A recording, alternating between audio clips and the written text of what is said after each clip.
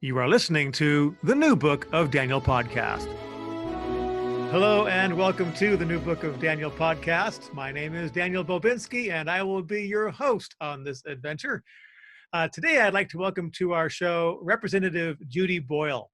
Little background on Representative Boyle. She's been in the legislature for 6 terms now, since 2008. She used to be the Natural Resources Director for former Congresswoman Helen Chenoweth. And Representative Boyle is also named one of the 100 most influential people in the state of Idaho.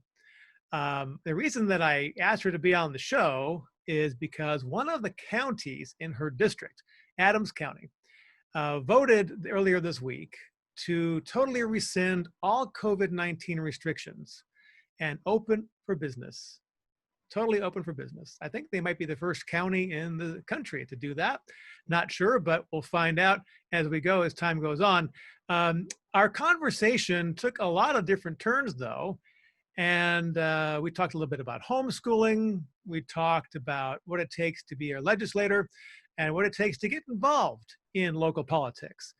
So without any further ado, as they say, let's go straight to our conversation with Representative Judy Boyle. Well, Representative Judy Boyle, I want to thank you for joining me on the New Book of Daniel podcast. Thank you for joining us. Thank you for the opportunity to visit with you. The reason I wanted to have you on was just recently, someone sent an article. I should say an article. It was a picture of a resolution from the Adams County Commissioners, where all 3 of them had signed a resolution declaring all restrictions, rules, etc., related to COVID-19 were going to be basically null and void, that the county was open for business. And I contacted you and said, is this legit? Because I know Adams County is in your representative district. And you said it was. And I'm just kind of wondering if you might be able to give us a little bit of the backstory on why they did this. Well, yes, Adams County is in my district, and those 3 commissioners, I have known all of them for a very long time. They just finally were fed up with what's going on and restrictions. So they decided they would announce to the world that there would be no restrictions in Adams County. They're open for business. And they wanted to let people know that. And that's awesome, I think. There's so many, I think, overreaching restrictions that are being called laws that aren't laws. They're being established. And I think a lot of the people out there are getting a little bit tired of it. So I was glad to see this. You've been part of this a group of representatives in Idaho that have been pushing back against government overreach. I'm going to guess you have some thoughts about that. Are you open to sharing any of those? Absolutely. I thoroughly understand the Constitution. I have studied this since I was a young kid, and I know what my rights are and what citizens' rights are, and the other representatives do as well. So we were aghast that our governor would think that he could suspend the Constitution, the First Amendment, tell people they couldn't gather, they couldn't go to church, and then he rewrote election law. I mean, governors cannot do that. That is not within his power in the Constitution. And unfortunately, too many citizens have not studied, understood what our Constitution really is. It's an inspired document without a doubt. And unless we understand it and use our rights, then we have lost. Today I heard Rush Limbaugh, I thought gave a fantastic viewpoint of what this national election is really all about. It is about our Constitution. Are we going to remain a constitutional republic, or are we going to allow those who oppose the people and the Constitution to simply throw it out by ignoring it 100%? I'm in total agreement with that.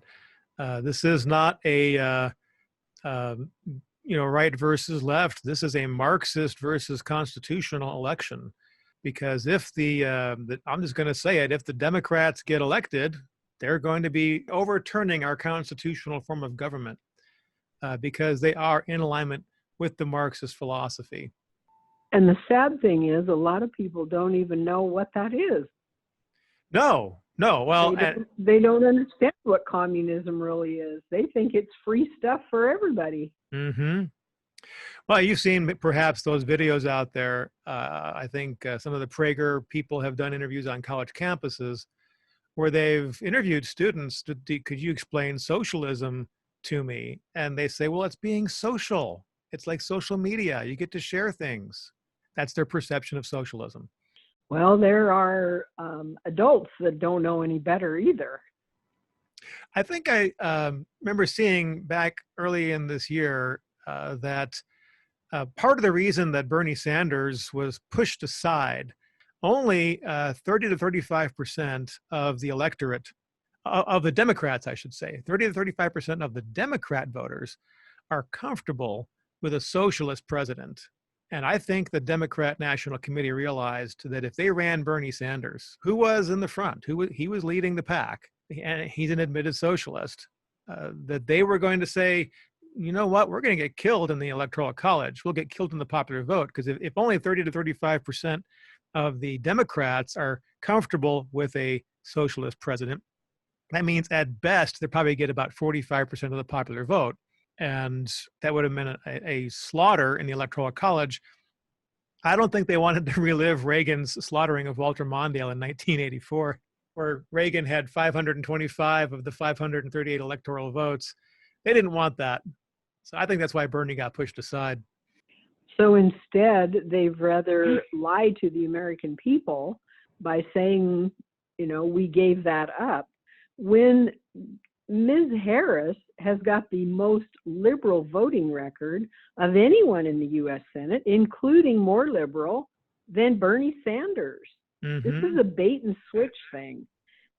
I see this kind of thing in Idaho, and it really always has upset me to have candidates come and say, oh yeah, I am right with you. So whatever audience they're talking to, that's exactly who they are. And then they go to another audience, and that's who they are.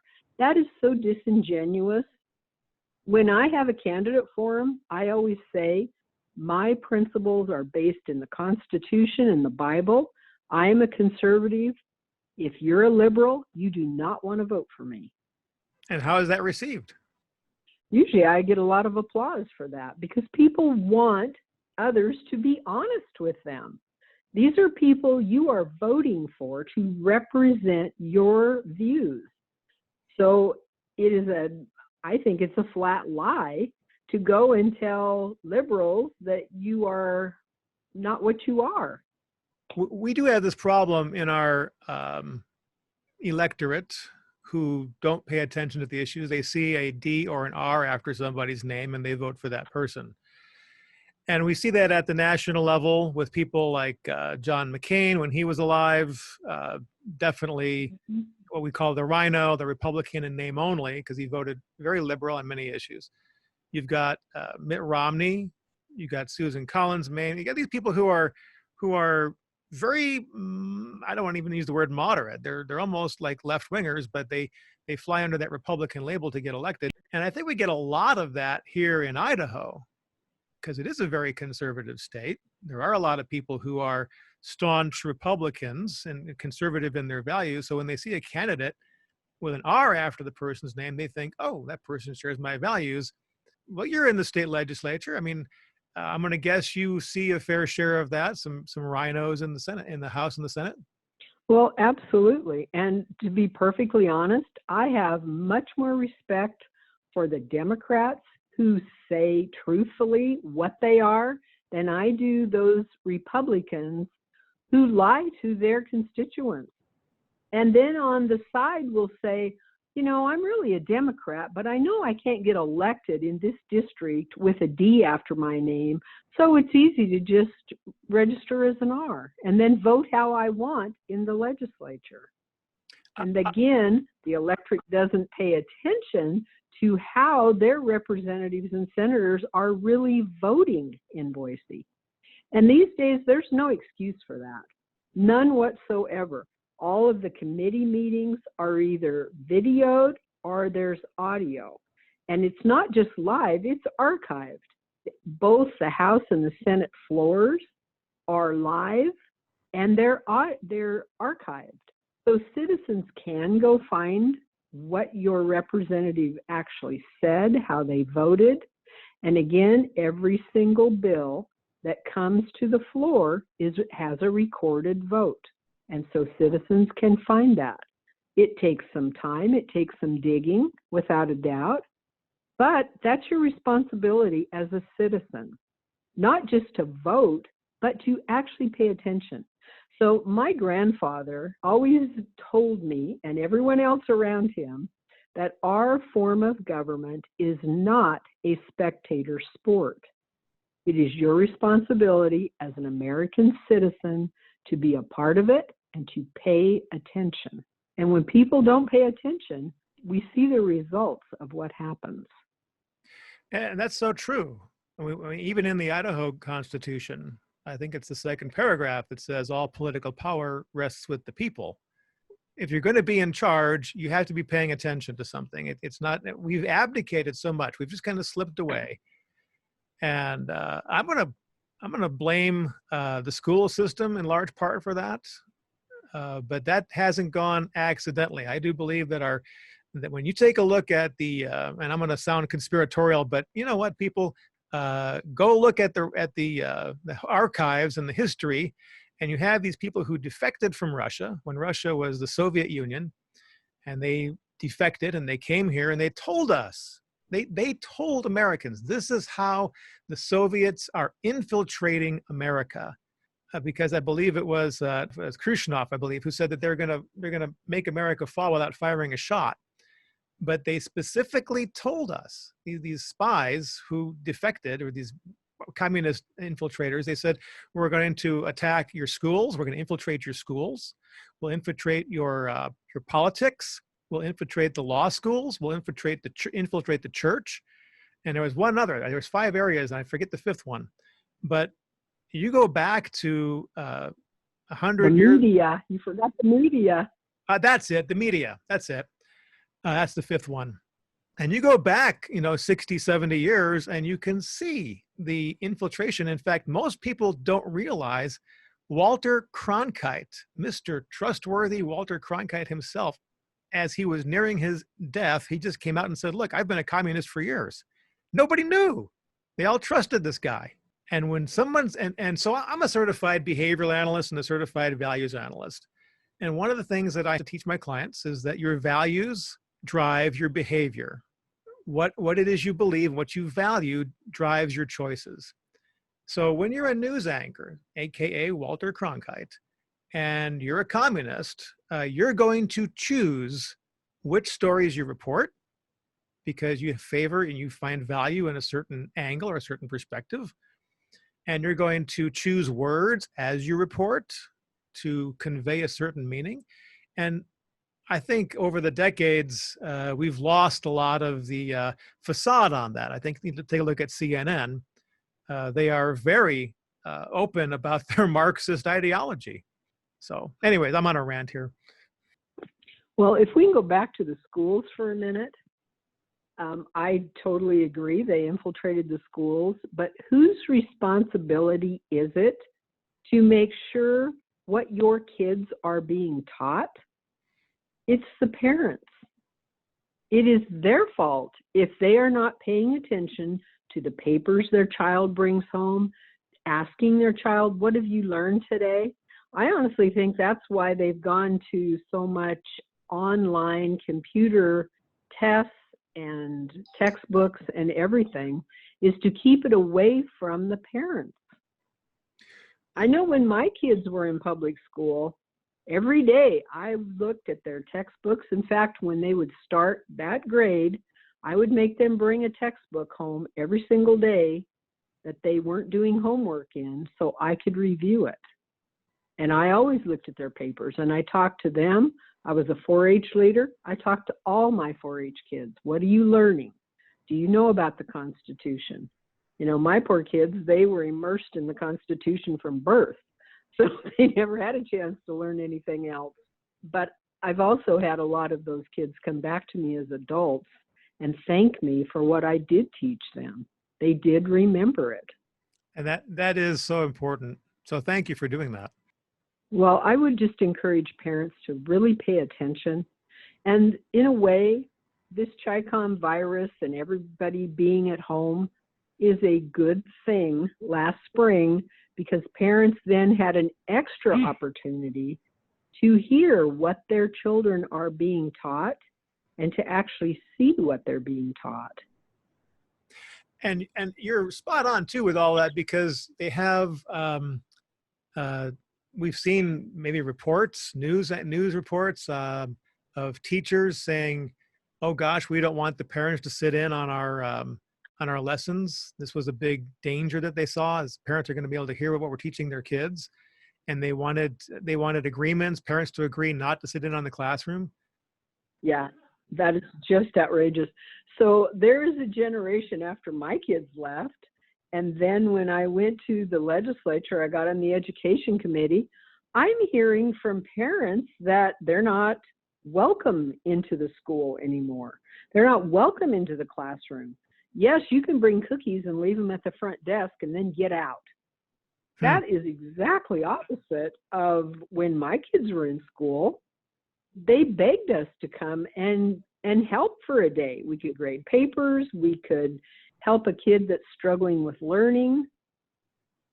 They gave parents absolute access, and that's the way it should be. Now they are met with a locked door. Stay out. We don't want you here. Yeah. You know, there's been a big increase in homeschooling since this Chi-Com virus hit us. I think I remember hearing, and I could be wrong on this, but maybe 20% of America is now doing some form of homeschooling. And I'm going to do a little shameless plug right here. My wife and I wrote a book a few years ago called "Become a Student of Your Students," which is available on Kindle. If you go to the Kindle books on Amazon, and you can get that. It's free if you have Kindle Unlimited. But it's basically, I mean, my wife is a homeschooling mom. We homeschooled here. We homeschooled our daughter. We homeschooled my nieces and nephew. We homeschooled neighbors, all legal to do in Idaho because of our awesome homeschooling laws here.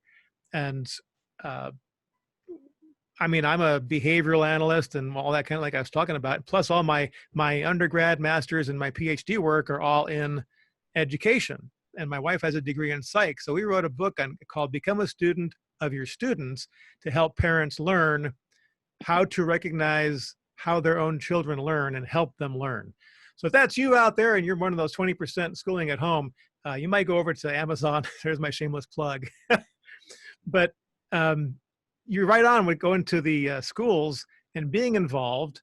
There was a video I just saw last week where a student was, the assignment to the classroom was somebody that you admire. And the student, I think he was 11 or 12 years old, typed in, "I admire Donald Trump." And the teacher took that off the chat, took Donald Trump's name off, and lectured the class that man is evil and he's hateful and we're not going to allow that in the class. Well, he didn't realize mom was standing in the corner videotaping the whole thing. And she called him. She called him and he tried to deny it. He tried to say there was a different reason he took it off the chat. But yeah, I think it's very important for parents to be involved. Well, and when those things happen, parents need to be going to their school board members and their superintendent, writing letters to the editor. They've got to be assertive for their own child's benefit. We cannot let teachers bully kids. That is outrageous. Yeah, they're supposed to be teaching. My daughter, she was doing dual enrollment because we're homeschooled, and as she hits up 16, taking classes here at the community college in Southwest Idaho here. Here she's taking a writing class, and they're talking about some inert subject, and he kept inserting politics and sexual stuff all the time, derogatory comments about women. and she was appalled at that. It really turned her off. I also homeschooled my kids. I took my daughter, she was, it was actually her fourth grade teacher that came to me. She was probably the best teacher this school's ever had. She came to me and said, Judy, get your kids out of this school. They are killing their love for learning. And I said, well, I don't know how to homeschool them. And she said, yes, you do. You taught your kids to read when they were 4 years old. I will help you with anything you think you have a problem. I'll take you down, introduce you to homeschool parents, where the bookstore is in Boise. I'll help you in any way. You've got to get your kids out of this school. So my son was, that was the start of his freshman year, and my daughter was the start of her fifth grade year. And I'm so glad, and they were so glad. My poor son was pretty far behind, and he caught up. My daughter was advanced because she had this fantastic teacher. So by the time she was the end of her junior year, she was taking classes at Treasure Valley Community College over in Ontario. And my son at the end of his junior year, so each year too, we also, all of us homeschool moms, we paid a teacher to administer the Iowa test. That's what everybody took back then. Mm-hmm. And by the time my son was the end of his junior year, he was equal to a junior in college. Mm-hmm. So he came to me and said, okay, I want to go to the neighboring town for my senior year.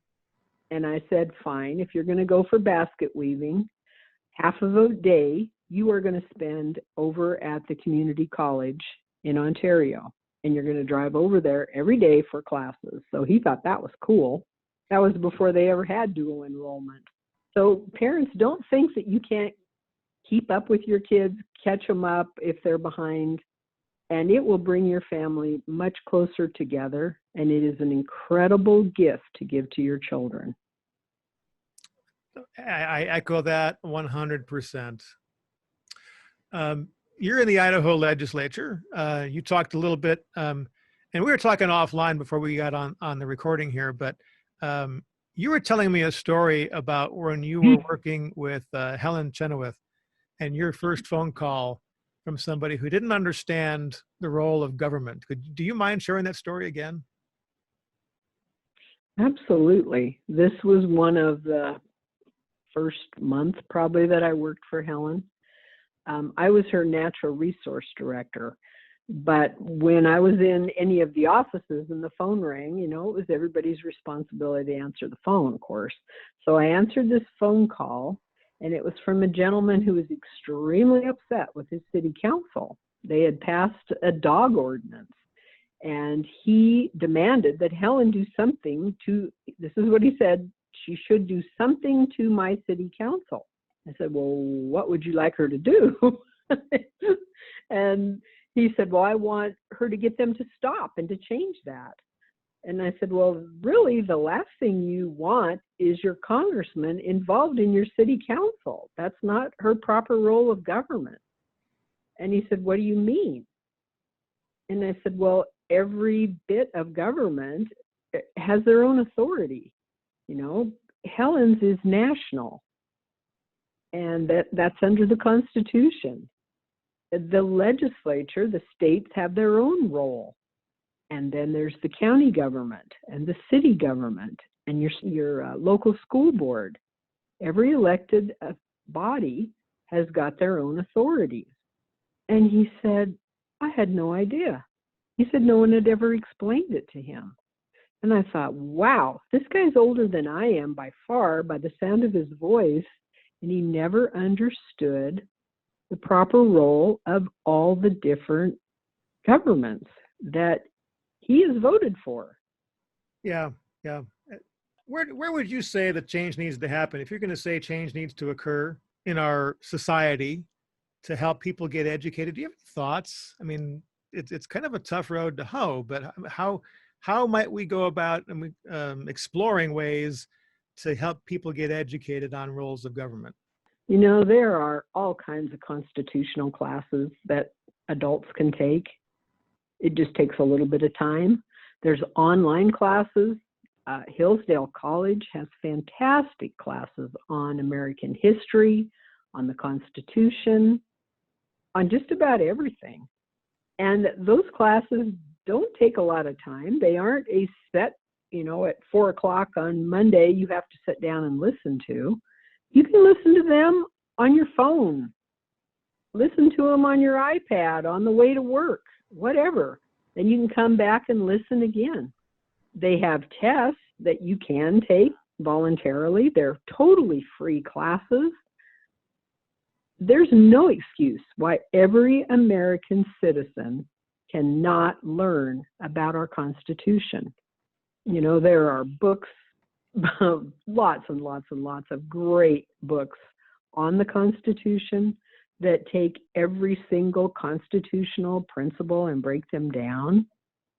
I know we've taken some classes here at the house with that, and you're right, they're totally free. And you don't even have to take the test. You can just sit in on the lectures and learn. But the website for that, for those who are interested, is hillsdale.edu. I will link to that in the show notes down below.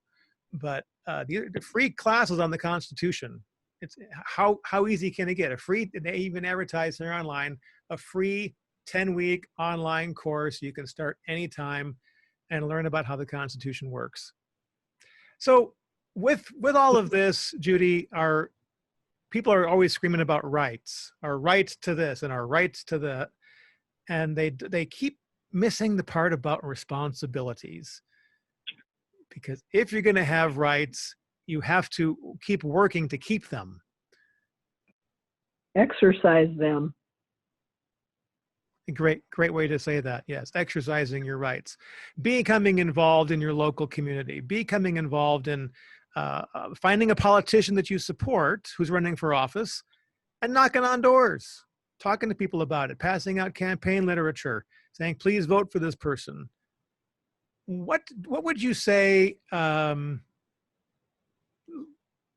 keep pushing my wife to get involved in politics. She is a debate champ par excellence. She is principled, unbelievably principled. And you know what? She doesn't want the power. And I'm saying that's the perfect person to run. You're principled. You know how to argue convincingly on something. And you can shred an argument like nobody's business. Trust me, I know. And she doesn't want to have the power. I said, you're the perfect person to run for office. What would you say to somebody who's thinking about running for office? What kind of advice do you have for them? First, they better have the correct principles. They better understand the Constitution. And if they're just egotistical, power-driven, they don't belong in an elected office at all. Those are the worst kind of people to have in an elected office. And those seem to be the kind that gravitate towards this. They're power hungry. All they want to do is climb. I always call them curtain climbers. They get elected to maybe the city council and they can't wait to be a county commissioner, and they get elected there, and then boy, they're going to be in the legislature, and they're in the legislature and instantly they're going to run for Congress.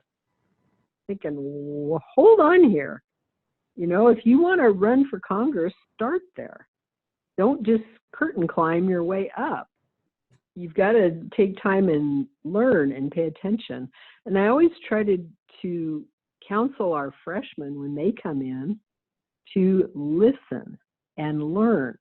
You come in as a freshman, there are so many unwritten rules, it's incredible.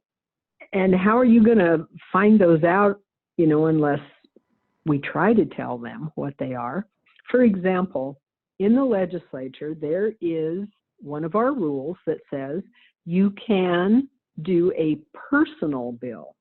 And if you do a personal bill, you don't have to go through the committee system to get it introduced or printed. So freshmen read that and go, great, I don't have to put up with a bunch of questions. I'll only have to go when it's got a bill number and, we have the real hearing. Well, that's not quite what that is. So what that personal bill does is circumvent the committee system. And the reason that you have that first introduction hearing is to work out all the bugs that that committee sees in your bill. And as a freshman, you have no idea what has gone before if you haven't been there and paid attention. And so there could be a committee member that says, this is exactly like a bill that was killed 3 sessions ago. And you might consider changing the wording to this, this, and this, because that was the failure of this previous bill. And so that gives you then the opportunity to go back and change that. So that's what I mean about circumventing. So committees really don't like, and it's not good for you as a new bill sponsor. It's not good for the legislature or the citizens if a bill that is very flawed is passed. Mm-hmm. That's the whole purpose of the committee system. So, when you do a personal bill, that's automatically, it's done. It goes to Ways and Means. It never sees the light of day. So what you're saying is learn the system, become a student of the system. Absolutely. It's vital.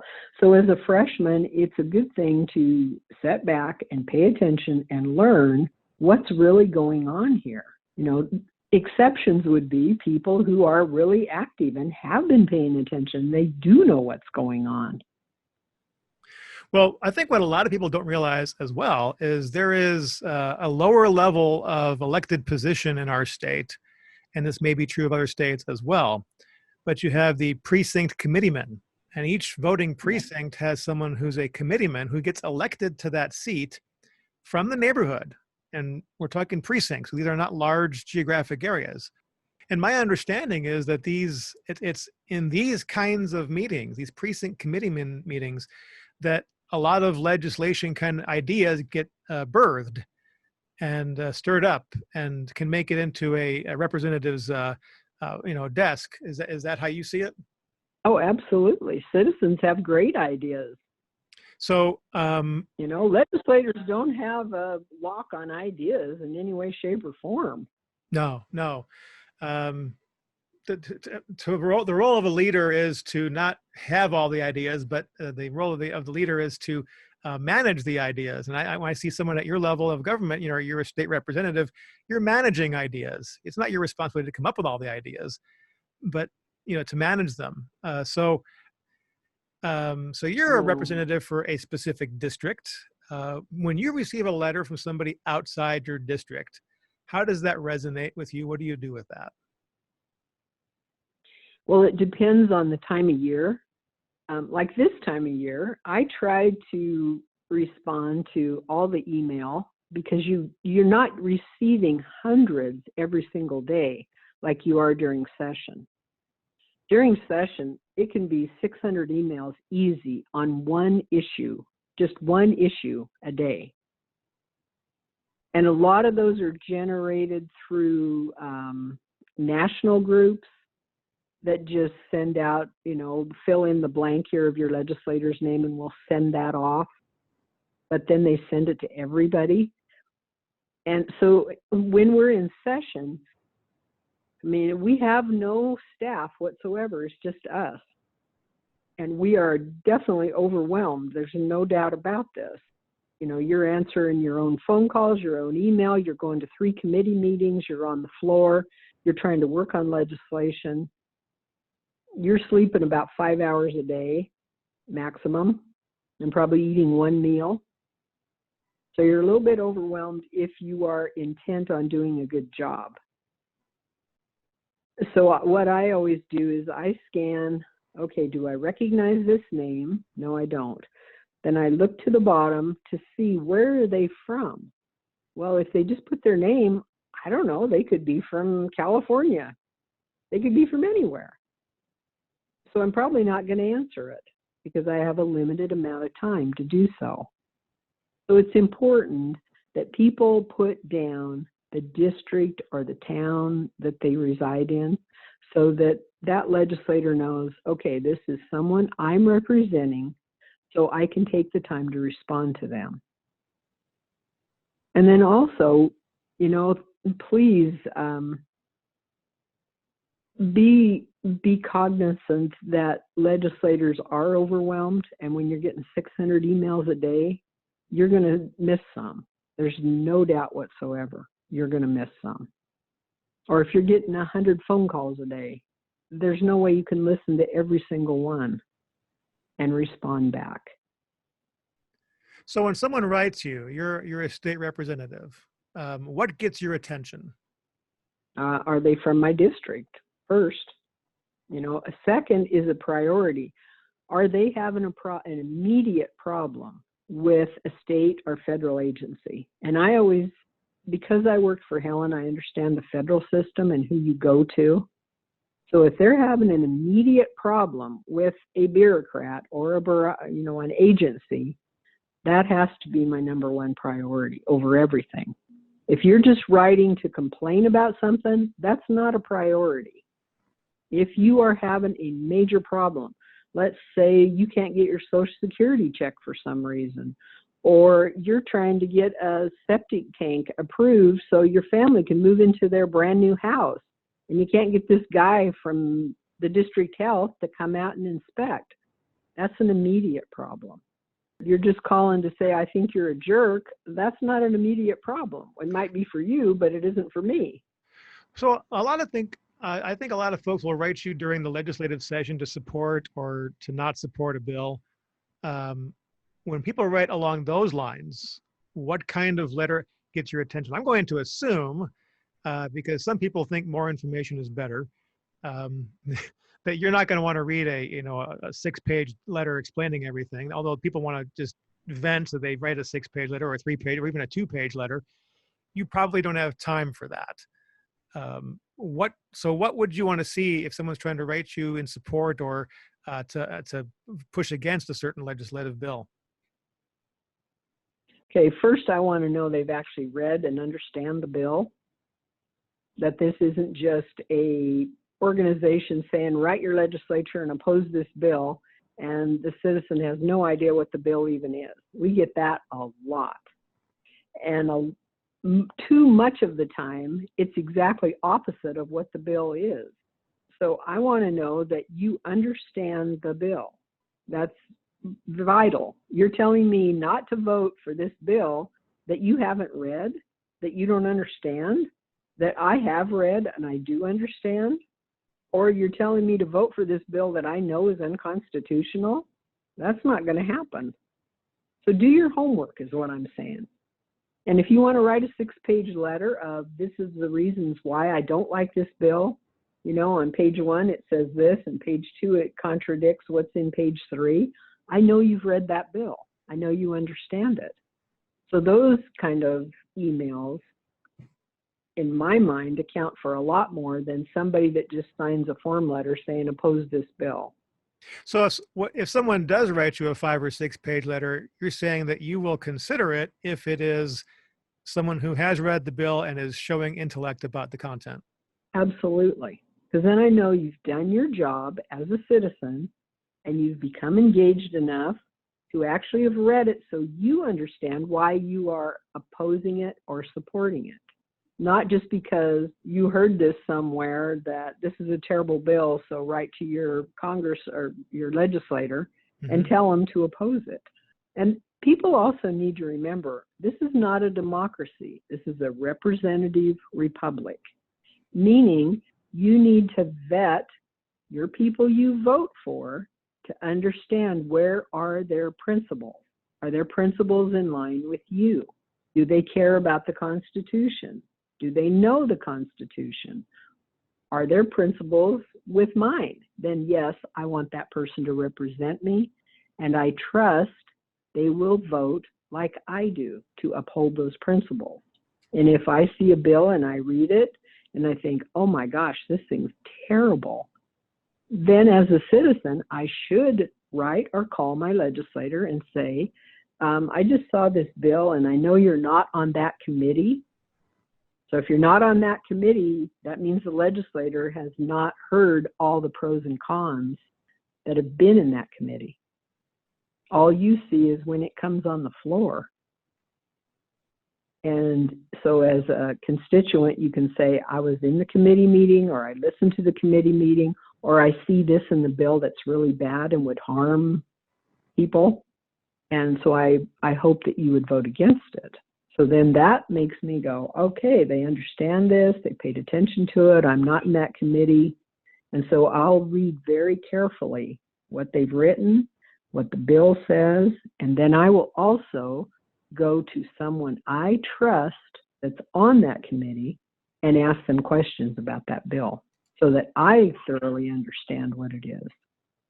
I back up 1,000% what you said about making sure you vet the person you're voting for and understanding their value systems and what they're going to stand for, because it is a representative republic. What I want to close with here is something that about who you're voting for, right? And I'm going to jump over to the presidential level at this point. It's about what's behind the person. What are you really voting for? When you say a representative republic, what is that person going to represent when they're in office, if they're in office? And here's what somebody sent me. It says, the moment when someone says, I can't believe you would vote for Trump, reply, I'm not voting for Trump. I'm voting for the First Amendment and freedom of speech, because the opposite candidate has already told us that they're going to restrict the First Amendment and freedom of speech. I'm voting for the Second Amendment and my right to defend my life and my family, because the opposite candidate has already told us they're going to be restricting the Second Amendment. I'm voting for the Supreme Court justice to protect the Constitution and the Bill of Rights. I am a strict constructionist. I think every justice should be a strict constructionist. I don't see how you can be a justice on the Supreme Court and not be a strict constructionist. Because when they wrote things, words mean things. And you don't use a definition, today's definition of a word, different from what they meant it back then. You can't make it up. You can't make this stuff up. You have to follow with what the intention was behind the articles and the amendments in the Constitution. I'm going to interrupt myself here to say, at the beginning of the Gulf War I, back in 1991, I was watching CNN before it went all socialist on us. And they were interviewing some guy about the UN, and he says, we had to go back and blow the dust off of a lot of books to find out what they meant about these certain UN articles, so we know how to incorporate them. And I came off the couch and I said, why don't you all do that about the Constitution? Blow the dust off the Federalist Papers. Go read what those guys meant when they wrote the Constitution. Anyways, that's my soapbox there. I'm voting for a return of our troops from foreign countries and to end our involvement in foreign conflicts. I look at what Trump did there. We have not gotten into any new wars. Have you noticed that? Exactly. I'm voting for the Electoral College and the republic in which we live. I don't think people understand why the Electoral College was created. We are a united group of states. We are not a country that happens to have various counties in it. Each state is its own country in essence. And we have representation through the Electoral College at the federal level. So that's what we're voting to keep. I'm voting for the police. Hello, law and order. It's kind of funny, these people who are saying defund the police, as soon as something bad happens to them, what's the first words out of their mouth? Somebody call the police. Go figure. I'll not read the entire list, but you get my point. I'm not voting for Donald Trump. I'm voting for these principles that I know he will maintain as the representative of the people to govern the nation. So those are principles. Well, and you have to, in this case, we're in a general, so you can look at the party platforms and decide which one of these parties represent your principles. Well, so the Democrat Party took God out long ago. They don't represent me any longer. There's no way could they. No. And I'm glad you brought that up. We hear so much about systemic racism, and we now have, I think, in 2016, Trump polled 8% of the black vote in America. He's currently polling, depending on which poll you read, between 30 and 40%. Some of them even have more than that. And I think that the Democrats know that they cannot win if Trump pulls 40% of the black vote.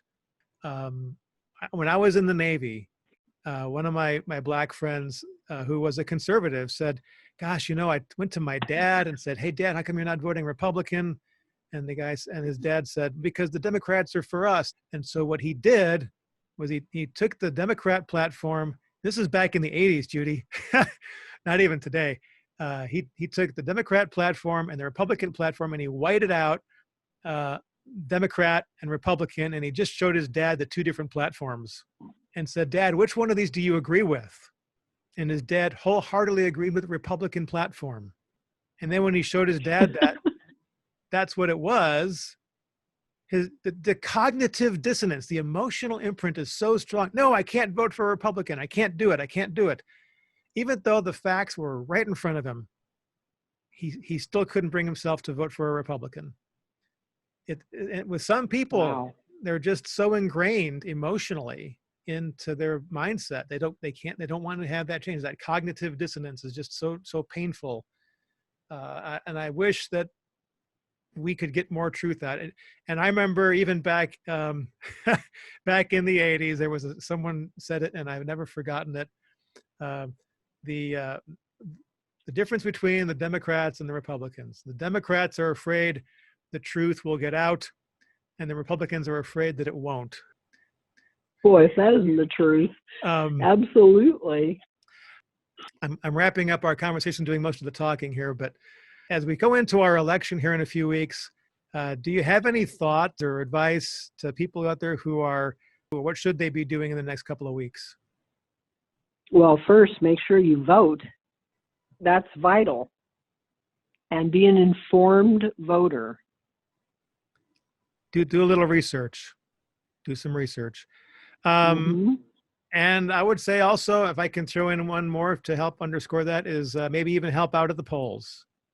Yes, call your county clerk and ask if they are short of people who actually can work there, because they can train you pretty fast.